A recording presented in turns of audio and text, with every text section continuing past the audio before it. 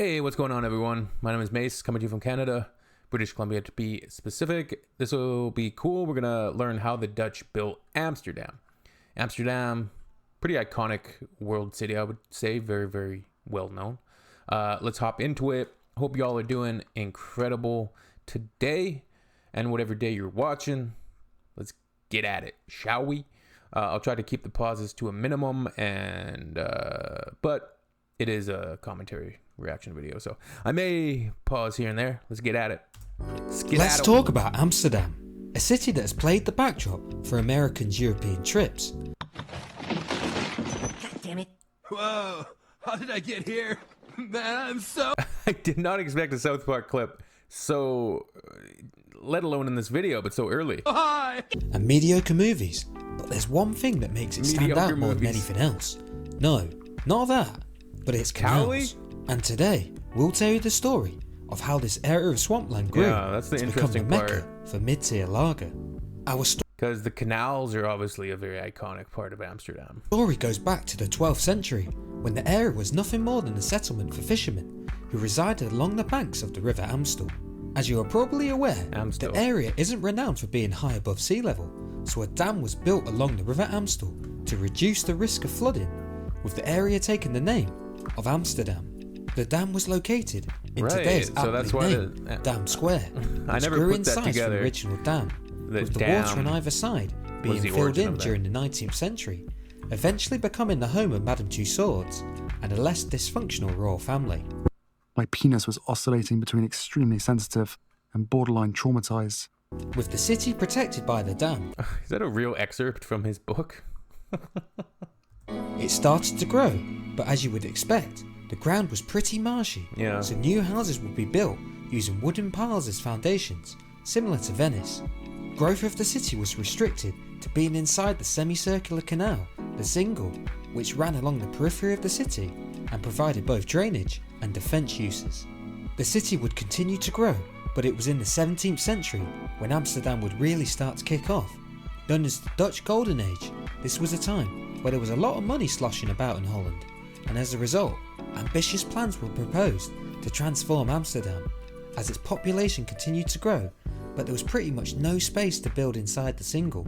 Plans were unveiled to make the city 5 times larger by building a ring of 4 canals, which curved around the existing city. Wow. A series of interconnecting canals along the radii of the canal ring would be built, which would primarily serve the role of transporting goods through a fleet of small barges to the doorstep of merchants who would build houses along the sides of the... So they started doing this in the 1600s? Is that what he said? Crazy, like, city design, though. Like, I mean, infrastructure design for that time period. canals. Get me 100 fags, 2 bottles of wine, a bottle of whiskey, and 10 cans of lager now. That's me on a Friday night.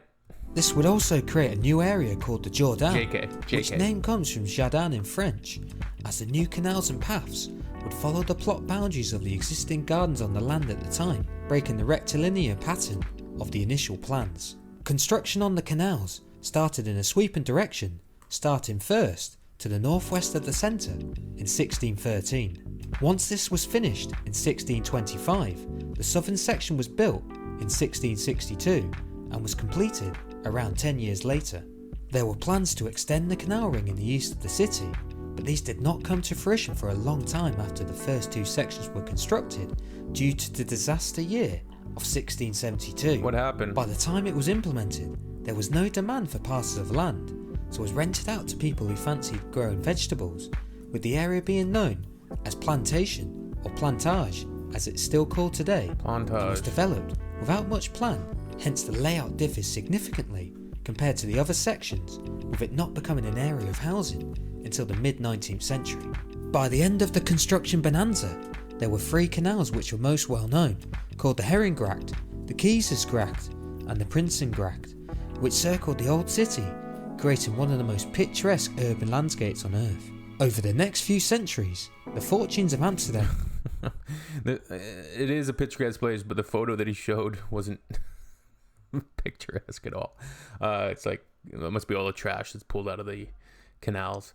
Super interesting city, though. Very unique, I think. Built atop this kind of marshy land, and the way that the infrastructure was built around it. Just cities in general, I think the way that they begin and the way that they develop and grow and how they can change. But the original layouts, a lot of the times, the original street maps, you can usually find like the epicenter of the original city. There's a city on Vancouver Island called Nanaimo, which has the downtown part of the city's very unique in comparison to the rest of the city. And you can see how the design was a necessity of the industry of the time. But very narrow streets, a lot of one-way streets, kind of concentric circles. The streets go out. But then you see other parts of Nanaimo and they're completely different, right? And it's very spread out. But yeah, man, Amsterdam. I don't know if I'll ever go to Amsterdam. Probably not. I might go to the Netherlands, but probably not Amsterdam. Give me your recos for where I should go if I do go. Gates on Earth. Over the next few centuries, the fortunes of Amsterdam would fluctuate. However, the canals would remain and be an important fixture for the identity and culture of the city, right up to the present day. However, as you can expect, despite the ingenuity of the 17th century design, the canals cannot last forever without maintenance. And fast forward to the 21st century, and this issue is coming to light. Recent studies showed there were 10 kilometres of canals on the verge of collapse and hundreds of bridges that are in need of repair. As you can probably guess, with the infrastructure being constructed centuries ago, the foundations were only expected to carry the weight of horses and not buses or cement trucks. The solution will require multi-billion-dollar work of repairs, which is expected to take decades to finish. So next time you go to Amsterdam, you might see less of this and more of these. This don't look like the pictures. Well, I trust in modern industrial might. You guys will be good. It'll be fixed up. All the portions of the canals that need refurbishing and maintenance and just complete reconstruction. They'll be taken care of in due time. Very interesting. We don't really have like cities that old. Montreal is about Quebec City. The history of Canada definitely kind of begins in that area, which, it was called Upper and Lower Canada many centuries ago. But Montreal, obviously an older city. Quebec City, the Eastern Canadian cities as well, they have a little bit more historical length of time than some of the Western cities, the frontier.